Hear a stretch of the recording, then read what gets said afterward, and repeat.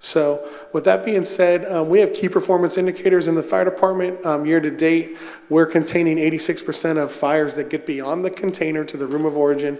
In the United States, about 55% are contained to there. And then we're achieving return of spontaneous circulation in about 37% of cardiac arrests year to date. The national or the international average on out-of-hospital cardiac arrest is 29%. Our goal is 30. We made some changes that are doing really great.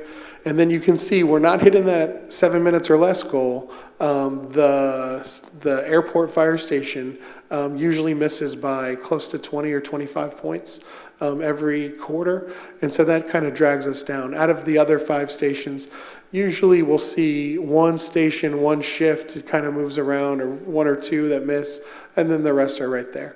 And never are they more than 10 points off of the goal. So for that being said, that's our outlook going into 2026. Manage the big, huge things for us is managing the constructions of 22 and 26. We're gonna be asking you to authorize us spending the money that we've saved to replace Tower 24 and Engine 22. We're updating the fire impact fee, currently, and then we're going to continue to solidify the training so that our staffing and we can have the level of service, continuing our intern program, but also we're doing some hiring from the outside where we've been really successful too. And then plan for our future service level evaluation to see how we can make some improvements and what we can do to provide the best service to our community every time. Any questions? Thank you, Chief. Any comments from the dais? Yeah, I have just a few Yes, ma'am. questions as well. Thank you, Chief, for the presentation. I rave about the department. Obviously, you all do fantastic work and just really such an important pillar in the community. First question, we'll start here. Have you all been able to do a budget or an anticipations or online? Yes, ma'am. Our budget for next fiscal year will include some slight increases because we're not going to be fully operational for the full year. Okay. And that'll actually give us we go into the 2027 budget. But we are preparing some adjustments related to that. It's going to go up as fuel costs rise, right? Those trucks are running today.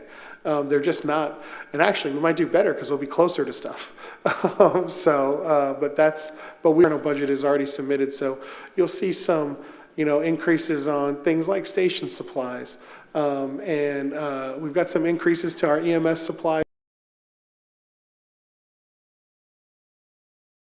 We don't think that these are, there is some increases though going into the budget season. So the answer to that is yes, but I don't think that it's, You need to go outside of the county for things like a heavy rescue, or does the county already have those apparatus? So the county engine, and so the county does have a USAR team, but there isn't a heavy rescue in Flagler County. The thing that's missing in the system is a hazardous materials team. I was going to ask. Getting close to a tipping point where right now in Palm Coast, we always contract with St. Johns County through our mutual aid agreement to come, and they've been sugar. Should quit borrowing from your neighbor. And so that's a thing that we're going to be continuing to analyze. But today we do have a confined space team that does, by the end of the next year, we've figured out how to get some partners, local partners that are putting on there's one last class that several of these firefighters need. Change from before Chief Tucker and I worked here. So yes, ma'am. No, thank you for that. I'm sorry to cut you off. I have a concern about the hazardous materials issue, and I know we've briefly touched on it. We're not putting ourselves in a precarious position in the future, so thank you for that. Yes, ma'am. Anything else on No, this end? just wanted to say, appreciate the questions about hazmat. If we are successful in our push for an industrial. So, had to brief twice today. All right, thank you. We'll open this up for public comment real quick. Anyone have any comments? Seeing no one come forward, thank you so much, Chief. Have a good evening. Did you a high-level overview of the parks ordinance that's adopted currently? We've had some recent changes, whereas the smoking in parks, as well as if we're talking about park hours, operations, et cetera, just making sure that we're reviewing it comprehensively in the parks ordinance. James, did you want to add anything else? Not much, thank you, City Manager. Or we can wait till the end. It's to the pleasure of council. So we'll go through, this is also part of our Parks Master Plan. It does say in there, one of our objectives is to, it is land owned and maintained by the City of Palm Coast that is officially designated as a city park by City Council. And this can include developed and undeveloped lands, community centers, trails, and so forth purposes. Then we will look at section 42-162. This is where the hours of operation and general use. So we have all city park reserves, so Long Creek, Waterfront Park, those are typically at sunset. The city manager is able to adults are responsible for children that they bring to the city park, and then Central Park here is designated as a Palm Coast Civic. On the lighting issue, since you brought it up, how are we managing that? I know we were looking at potentially some new software or ability to do it. Yeah, we're at Ralph Carter Park. They do have an account through our software, so they are able to download the app or call the line and turn the lights off immediately and turn the lights off. Okay, or so don't even turn them on. So But like the Mad Dog League has the ability to shut that off now through an yes, correct, yeah. Okay, that's good. And I think we'll do a constant reminder to them. So all motor vehicles operating on streets and roads within city parks are subject to control laws, which is outlined in chapter 316 of the Florida statute. Stop, stand up in any part of the city parks to solicit passengers. The speed limit within the parks is 10 miles per hour, and then vehicles must enter and exit city parks. So for special events, like this past Saturday, Mad Dogs had Championship Day, when we know there's going to be an influx of individuals at a certain event. Usually when it's like big tournaments, so this weekend we have lacrosse coming in. So kind of going to be a big one. They actually go through our cert process. It's the Father's Day lacrosse tournament. I think we've done it for 17 years or something. And so it's usually Like a matrix that determines people, resources, et cetera. So the applications come through the Parks and Recreation Department, and then they as well as the Sheriff's Department. Yeah. So I appreciate that, and that's good information, but I guess my question, so we give permits, right, to several teams? Correct, And the yeah. permit is good for the entire season, triggering something else other than just a regular game night? It would go back to that matrix that Lauren was just speaking about. They are required, Yeah. yes, they are Okay. required to indicate to us if they're doing anything, then require a review with Parks and Recreation or the CERT team. Yeah. Okay, and is that language in their permits that we issue to them? I believe it is, but Policies and procedures, and it's in there. Okay, okay, In perfect. terms of enforcement, we have the ability to, Compliance particularly has policies and procedures and guidelines, and then the Parks and Rec permitting process has policies and procedures and guidelines. okay. So if And anybody's violating the benefit of the those, Sports yes. Alliance is that, Yes. what we're asking. Any other questions on the traffic? So the next section is 42-164 is pollution, includes lakes, ponds, pools, rivers, inlets, and tanks. Introducing any pollutant into the waterway is also prohibited within city parks, for purposes of environmental management. So that if we had to do some sort of invasive species cleanup, we wouldn't be against the ordinance on that one. Use of golf clubs is also prohibited unless it's authorized at the golf course. So that's mainly if someone comes to one of our fields or something. Destructive devices, weapons, other potential dangerous uses. So carrying, firing, or discharging any destructive device is not allowed in the city park. That's defined through that Florida statute. here, but I don't see really any mention of weapons. I see destructive device, which I assume would be like the equivalent of a homemade bomb or something like Yeah. that. But so there is currently no, 90-001 would probably, it'd be defined in that, I would. Yeah, Mr. Miller, James is right. That statute defines all the weapons. There's also just another. there is a list. So the state is prohibiting weapons, though. with Yeah, not firearms. weapons, just regarding the guns. Like, we can't make an ordinance that says you can't bring a gun to this place. It's already preempted by the state.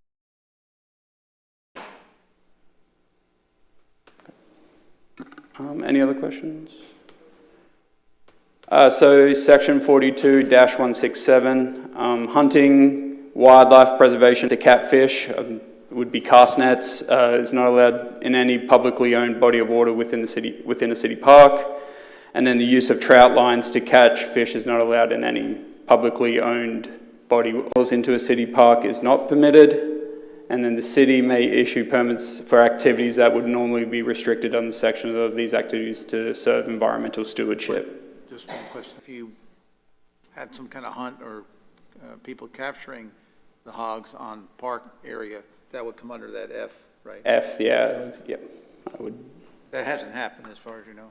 Not in a, I'd probably give that to code. Code enforcement usually, if we see something like this is something that we kind of reach out to code enforcement for. And for just us, as yeah. a reminder, we do have language in the sheriff's contract as well that they enforce our codes, so this is covered in that as well. So just me personally, I would like to see this should not, I mean, a code enforcement violation, that's not sufficient if that's all we're doing.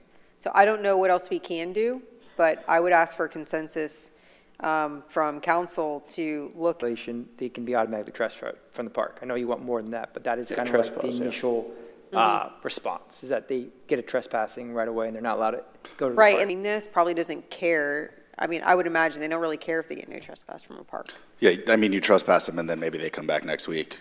And how are we going to recognize that that was, I grew up in Florida as a sportsman, hunting and fishing and things like that. And many parks are designated for fishing and things like that.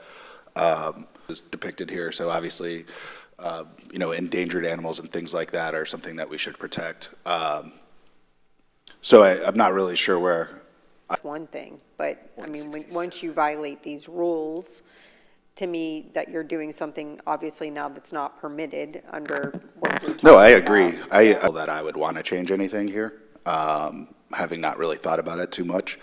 But if there are rules in place, they should have consequence to those rules, to violating those rules. So I agree. Like turtles at the beach. I know there's a big fine. Yeah, there is a big, right, so yeah. even something like that, you hit people in the pocketbook and they tend to mind their, their Ps and Qs. To like criminal, like you That's- get yeah, that's arrested what, and thrown Mayor in was jail. just saying. So anyways, I would prefer to look into adding some teeth to this section, definitely adding some monetary penalties to things like this. James, we ever find out who it was that was baiting those deer? No, we did not, yeah. There's a couple years back in a neighborhood, because it was somebody's pet. They'd been feeding them for 3 years or something in their backyard. So creates dangerous situations. Consensus on those changes. Can we just look into it? Are you Yeah, guys okay we with can that? definitely do that. Okay, thank you. Continue on, James. So section 42-168, domestic and other animals. So pets and domestic animals. City park is also not permitted unless city rules or a permit has been issued. Then there are the rights for individuals to use dog guides, service dogs, or primates are Interesting. Don't get any ideas. I just don't even know why that exists. And I don't think I want to know. That's why I stumbled on that one for a second there. Right. Yep, cigars are good. Unfiltered cigars. Yes, unfiltered cigars.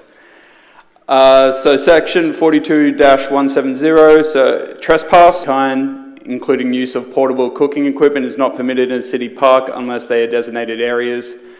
So Waterfront Park, Holland Park, those are some of the examples that you see that have barbecues at it. It is not allowed to camp, sleep, lodge, or park a vehicle overnight in a city park. Even with the permit, these activities are only allowed in areas specifically designated for overnight use, or other physical objects in the city park is not permitted without a permit. Marking, defacing, damaging, or vandalizing any tree, building, equipment, or other.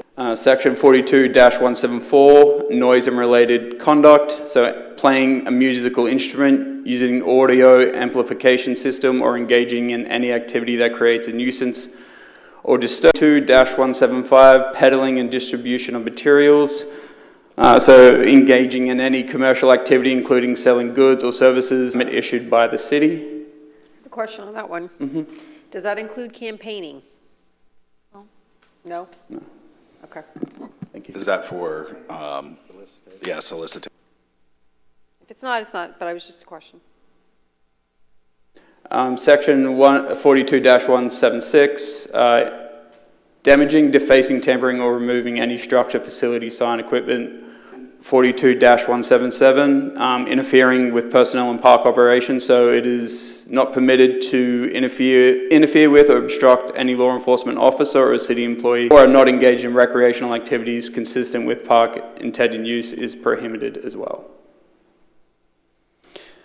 Next two slides are promulgation of rules. It's quite lengthy, so I'll try and summarize it as best I can. A is the city manager is authorized to adopt administrative rules that supplement this. The city may adopt rules related to trail use and multi-use access, locations for recreational activities, the difference between active and passive parks, traffic access, vehicle and transportation. Provisions of this article, any related rules or signage indicating where they can be found must be posted in clearly visible locations with each city park. Any specifically authorized by the city through a permit. The city manager may regularly review or assign a review of the use and conditions of each city park to help reduce public review or assign a review of the use and condition of each city park to ensure compliance with American Disabilities Act and applicable laws and regulations. James, on E, one or two cases where we're being sued for people being injured in the park, how often is this conducted? Usually it's done annually. Records of that bit going back in time? Inspections, Well, I'm talking about as far as regular review and assignment of review of condition of parks to help reduce public liability. Yes, we do, Mayor. Those are the records that James indicated, those inspection reports that we do weekly and monthly. I've seen at least 2 cases. And yes, sir. Go ahead, James. And that's actually the end of the presentation. Yay, team. I was going to ask AEDs. So I assume that we have AEDs in staffed recreational facilities, Correct, but yes. probably not in unstaffed. No, we do not. That's something that regularly pops. Yeah, I think that would be the concern, right? If they're not monitored, they're a valuable piece of equipment. But right? each of our recreation facilities do have AEDs. So the staffed ones, yeah. And we have one at the sports complex. We do have one, and the Little League concession stand has a. Have any food service, permanent food service provisions on any of our parks, or do we?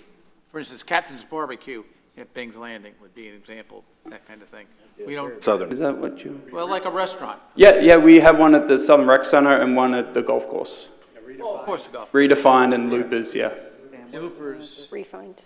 refined foods over at That was where we had the biggest. Structures. If they are caught, we do some of the parks do have the cameras. So if they are and then they have the ability to appeal that trespass as well. But there should be also, that's a violation of like a criminal code too. So that would be, sheriff's department would investigate that as well. We would get them involved. And each time we come along, the cameras. yep, the cameras are all up and they are functioning. Yeah. Remember back in the winter, we had, somebody went out there and was cutting donuts in the field? And Which of the server was down, so that's been repaired since, yeah. Okay, thank you, sir. Anything else from the dais? No, thank you. We'll open it up for public comment. Anybody have any public comment? Yes, Mr. George. We have a monetary fee already set. So when an officer, if there's something egregious, obviously, Officer comes, you don't just trespass them, maybe they say, oh, injuring wildlife, $500 fine, or tagging something, $400 fine. Whatever you come up with, we should have that spelled out so that the sheriff's office would know. And One else for public comment? Seeing no one come forward, we'll bring it back to dais. Anything else from the dais? Yes, Mr. Mayor. I was going to say, because, based on that commentary and what we discussed, if there are any fines or anything associated with any of these violations, that way we can kind of look at all of them holistically. Yeah. Sorry, I think you answered my question, but at Loopers, for instance, who has liability? Yes, and there's also, in all our leases and contracts, there's insurance That one requirements almost, as yeah. well. So they have to have an insurance policy, They but, have it. yes, they're required on that, that's standard. That's not exactly the way it was. Bing's Landing. Crazy. Too, so. Thank you. Next presentation, background checks and volunteer overview. City manager? Yes. Via consensus from City Council, we've put together this, James has put together this presentation outlining our current process and then the changes from the statute and then giving City. As City Manager outlined, was kind of going through what we do currently with some background checks for employees and volunteers. We're brief snapshot with the Sheriff's Office. They came out with a flyer or a statute of 943.0438, which was enacted in 2024 through a legislative direction for kind of as we look towards our policies and procedures for the future. I did provide some options for City Council to kind of discuss and give direction to city staff and how. And in your packets, I think I've gone through the whole presentation, I'm sorry, but in your packets, there are some examples of some affidavits that other municipalities and counties have done or are implemented. Sources Department. So this is for all new hires as well, new hires and volunteers. So they have to complete a transit authorization form, which follows instructions, do the fingerprinting, and then the individual takes a photo of the fingerprint card and then emails it to our Human Resources Department. They get results within the 1 to 5 days. And then when we look at our special events, Santa Claus, Easter bunnies, things like that, they also have to go through a level 2 background check, which includes the fingerprinting. So on May 1st, there's a substation in Bunnell and the Sheriff's Complex in Bunnell and then the substation here in Palm Coast. Appointments are encouraged. But you can do, there's 3-0438.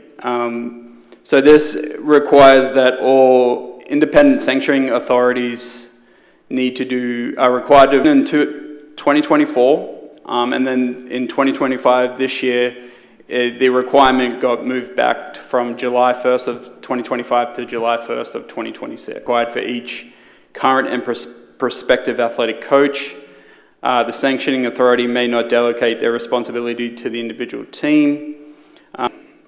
James, is there anything preventing us from implementing something like this citywide sooner? I don't think so. I think they're giving athletic teams a little bit more time to kind of go through this with their national bodies because this is a Florida law. So I think when they decided to go back to July 1st or 20. I mean, like, as a part of our code, why it's pushed back to July 1st, 2026, I don't really understand. I only say that because there's a lot of things that start at the beginning of the year.